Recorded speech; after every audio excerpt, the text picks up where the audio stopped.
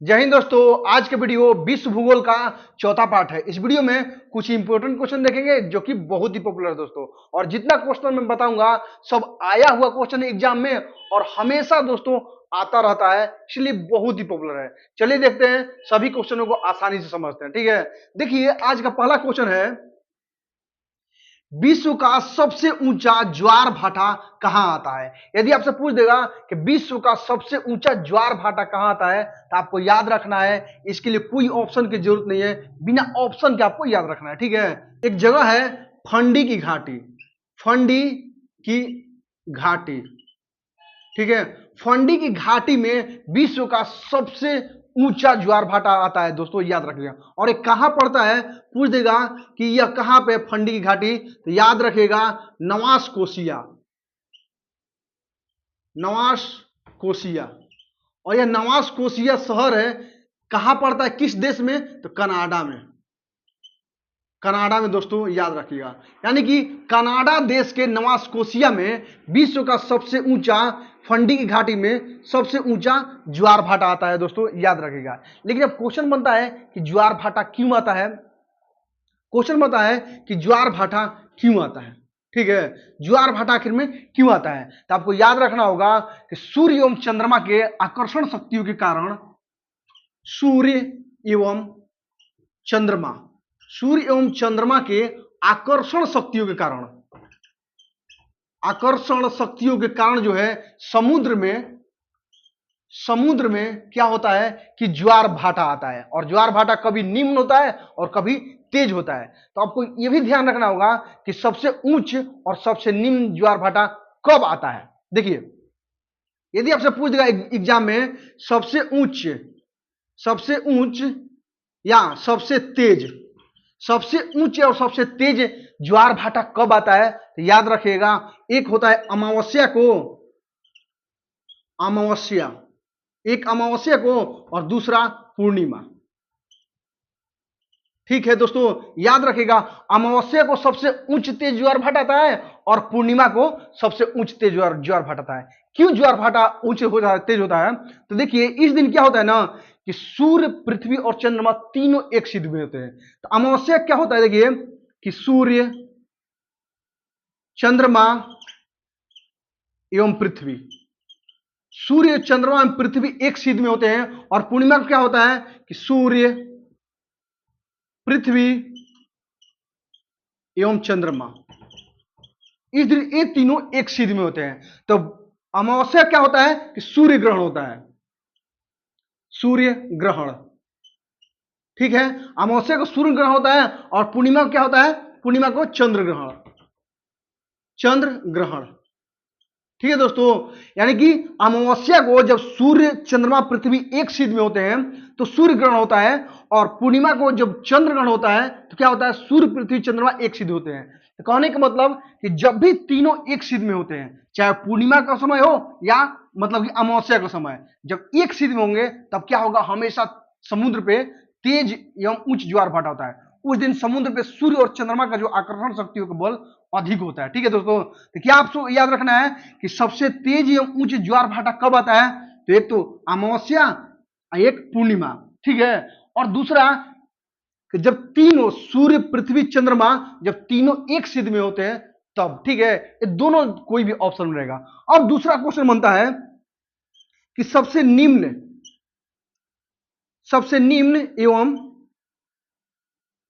अल्प ज्वार भाटा, सबसे निम्न या अल्प ज्वार भाटा कब आता है या कम ज्वार भाटा कब आता है। तो देखिए दो पक्ष होता है, एक उजाला का पक्ष होता है, एक अंधेरा पक्ष होता है। इन दोनों पक्षों के सप्तमी या अष्टमी को क्या, एक अंधेरा का पक्ष या एवं एक होता है उजाला का पक्ष, उजाला पक्ष। ठीक है, इन दोनों के सप्तमी एवं अष्टमी को। ठीक है दोस्तों, इन दोनों के यानी कि अंधेरा पक्ष और उजाला पक्ष के सप्तमी या अष्टमी को हमेशा निम्न ज्वार भाटा होता है दोस्तों। क्यों होता है, इस दिन जो है ना कि सूर्य एवं चंद्रमा जो है पृथ्वी के साथ जो है ना, पृथ्वी के साथ क्या करते हैं, समकोणिक बनाते हैं, समकोणिक। इस दिन समकोणिक दूरी बनाते हैं, यानी कि समकोणिक पर रहते हैं। पूर्णिमा एवं अमावस्या को क्या होता है, पूर्णिमा एवं अमावस्या को तीनों एक सीध में होते हैं तो तेज ज्वार भाट आता है। लेकिन सप्तमी या अष्टमी को सूर्य चंद्रमा जो पृथ्वी के साथ समकोणिक बनाते हैं, इसलिए निम्न ज्वार भाट आता है। तो इस दिन क्या आपको याद रखना है कि सूर्य एवं चंद्रमा समकोणिक बनाते हैं, इसलिए निम्न ज्वार भाट आता है, या दोनों पक्षों के अंधेरा चाहे उजाला के सप्तमी या अष्टमी को निम्न ज्वार भाट आता है। दोस्तों याद रखिएगा। इस दिन क्या होता है कि सूर्य और चंद्रमा है, इन दोनों की आकर्षण शक्ति जो है ना समुद्र पे कम लगती है, इसीलिए निम्न ज्वार भाट आता है। दोस्तों याद रखिएगा, ये सब बहुत ही इंपॉर्टेंट है, छोटा छोटा टॉपिक है, डिटेल में इसलिए बता रहा हूं ताकि आपको कहानी की तरह याद हो जाएगा। ठीक है, अब आइए देखते हैं अगला क्वेश्चन। क्वेश्चन है, चिनूक किस देश में चलने वाली गर्म या शुष्क पवन है। यदि आपसे पूछ देगा कि चिनूक, याद रखिए क्या, तो चिनूक एक गर्म या शुष्क हवा है। गर्म कहिए या शुष्क, पवन कहिए या हवा, दोनों एक ही बात है। पवन कह देगा या शुष्क कह देगा या गर्म कह देगा। पवन मतलब हवा हो गया, शुष्क एवं गर्म दोनों एक ही बात है। तो कह देगा कि चिनूक किस देश में चलने वाली गर्म या शुष्क हवा है। तो आपको याद रखना है, अगर देश कहेगा, देखिए देश कहेगा तो याद रखेगा अमेरिका, अमेरिका एवं कनाडा, अमेरिका एवं कनाडा।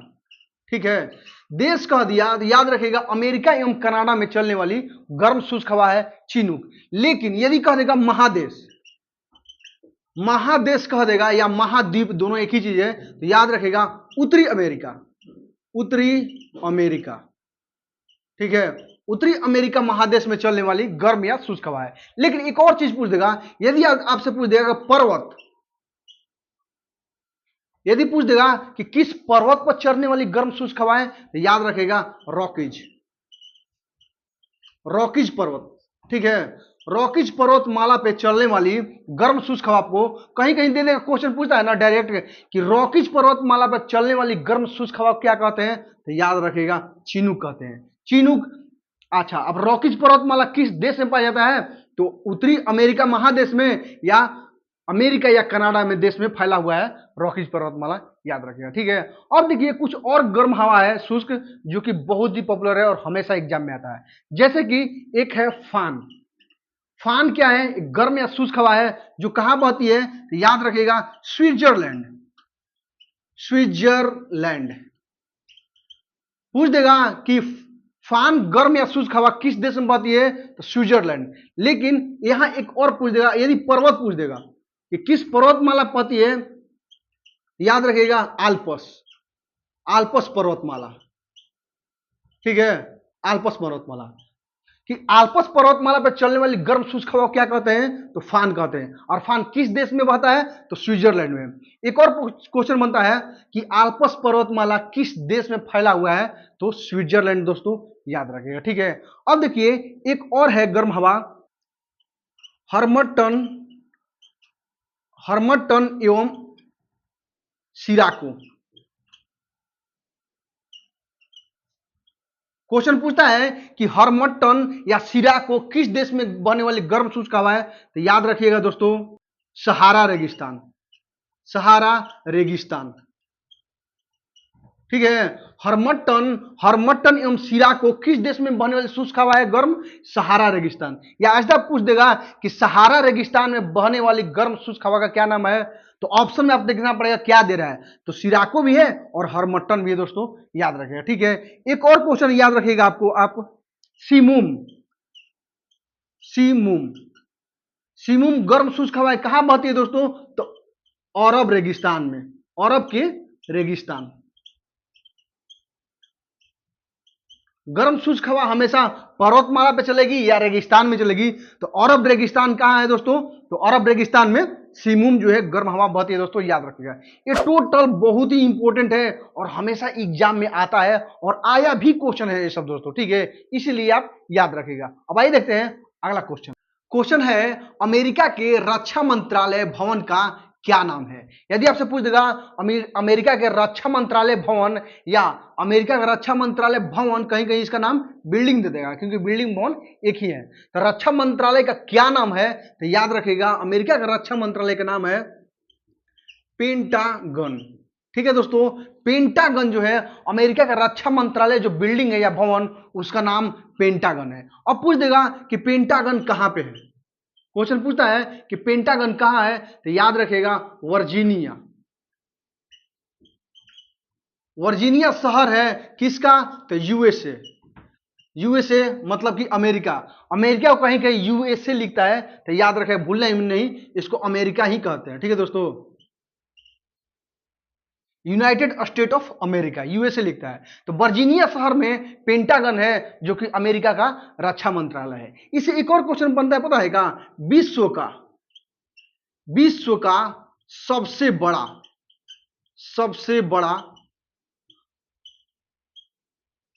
कार्यालय, विश्व का सबसे बड़ा कार्यालय बिल्डिंग।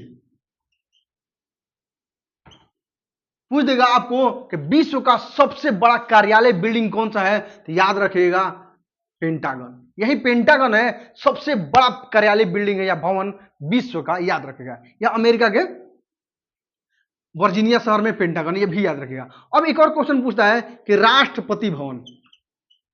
यदि आपसे पूछ देगा कि अमेरिका के राष्ट्रपति भवन या बिल्डिंग का क्या नाम है, तो राष्ट्रपति भवन का भी आपको नाम याद होना चाहिए।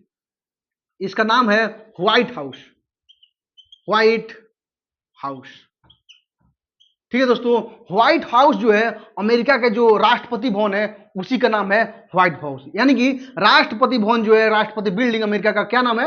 White house. याद रखेगा, डायरेक्ट क्वेश्चन एग्जाम में पूछता है कि व्हाइट हाउस किस देश के राष्ट्रपति भवन का नाम है, तो अमेरिका का राष्ट्रपति भवन का नाम है दोस्तों, याद रखिएगा। अब देखिए, पूछ देगा कहीं कि क्वेश्चन कि यह कहां पे है, व्हाइट हाउस कहां पे है? याद रखिएगा वाशिंगटन डीसी। वाशिंगटन डीसी में है। वाशिंगटन डीसी में व्हाइट हाउस है, और वाशिंगटन डीसी क्या है? राजधानी है, अमेरिका की राजधानी है दोस्तों, याद रखिएगा। यानी कि अमेरिका का राजधानी वाशिंगटन डीसी में व्हाइट हाउस है जो कि अमेरिका का राष्ट्रपति भवन है दोस्तों। ठीक है, एक और क्वेश्चन याद रखिएगा, डीसी का मतलब क्या होता है? कभी कभी पूछता है कि वाशिंगटन डीसी में डीसी का क्या मतलब होता है, तो डिस्ट्रिक्ट ऑफ कोलंबिया।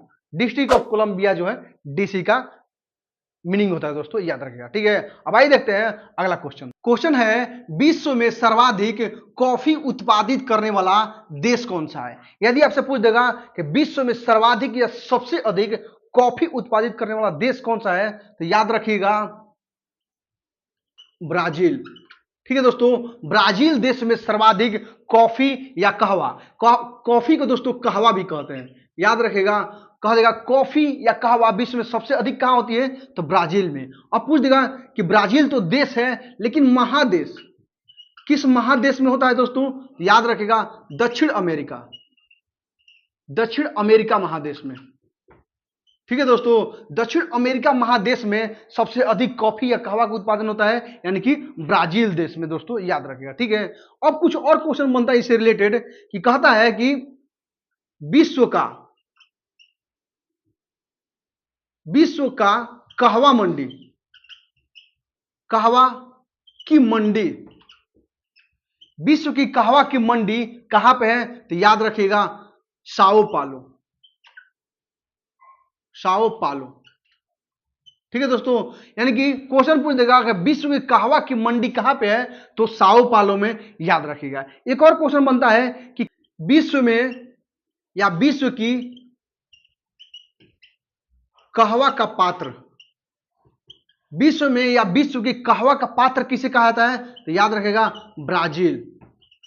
ब्राजील यानी कि जिस देश में सबसे अधिक कॉफी या कहवा का उत्पादन होता है, उसी देश ब्राजील को कहवा का पात्र कहा जाता है दोस्तों, याद रखिएगा। ठीक है, एक और क्वेश्चन बनता है, पता है क्या, कि ब्राजील में, ब्राजील देश के कहवा के बगानों को, कहवा के बगानों को क्या कहते हैं, तो याद रखिएगा फजेंडा। ठीक है, क्वेश्चन डायरेक्ट पूछता है कि फजेंडा किस देश के कॉफी के बगान को कहा जाता है? तो ब्राजील के, यानी कि ब्राजील के कहवा के बगानों को क्या कहते हैं दोस्तों? फजेंडा। याद रखिएगा, बड़ा ही सब छोटा छोटा है लेकिन बहुत ही इंपॉर्टेंट है दोस्तों, याद रखिएगा। ठीक है, अब भाई देखते हैं अगला क्वेश्चन। क्वेश्चन है फैशन की नगरी किसे कहा जाता है? यदि आपसे पूछ देगा कि फैशन की नगरी किसे कहा जाता है, तो याद रखिएगा बिना किसी ऑप्शन के, इसमें किसी भी ऑप्शन की जरूरत नहीं दोस्तों। फैशन की नगरी किसे कहा जाता है? तो याद रखिएगा पेरिस। पेरिस को जो है दोस्तों फैशन की नगरी कहा जाता है दोस्तों, याद रखिएगा। एक और क्वेश्चन बनता है, पता है फैशन की नगरी तो कहा ही जाता है, लेकिन इसे कहा जाता है विश्व की सुंदर नगर। विश्व की सुंदर नगर। यदि आपसे पूछ देगा कि विश्व की सुंदर नगर किसे कहा जाता है, तो याद रखेगा पेरिस को। ठीक है दोस्तों, पेरिस को विश्व की सुंदर नगर कहा जाता है। और फैशन की नगरी कहेगा तब पर भी पेरिस को कहा जाता है दोस्तों, याद रखेगा। अब यह पेरिस जो है किसकी राजधानी है? राजधानी। ठीक है, पूछ देगा कि पेरिस किसकी राजधानी है, तो याद रखेगा फ्रांस। फ्रांस देश की राजधानी कहाँ है? पेरिस में। ठीक है दोस्तों, याद रखिएगा। अब एक और क्वेश्चन बनता है, पता है पेरिस किस नदी के किनारे है? किस नदी के किनारे बसा हुआ है? क्वेश्चन पूछता है कि पेरिस किस नदी के किनारे बसा है, तो याद रखिएगा सीन नदी। सीन नदी। ठीक है, या ऐसा भी क्वेश्चन पूछता है कि सीन नदी के किनारे कौन सा शहर बसा हुआ है दोस्तों, तो पेरिस नदी शहर बसा हुआ है दोस्तों, याद रखिएगा। ठीक है, अब ये फ्रांस शहर से एक बड़ा ही इंपॉर्टेंट क्वेश्चन पूछता है, पता है क्या? Cannes film festival.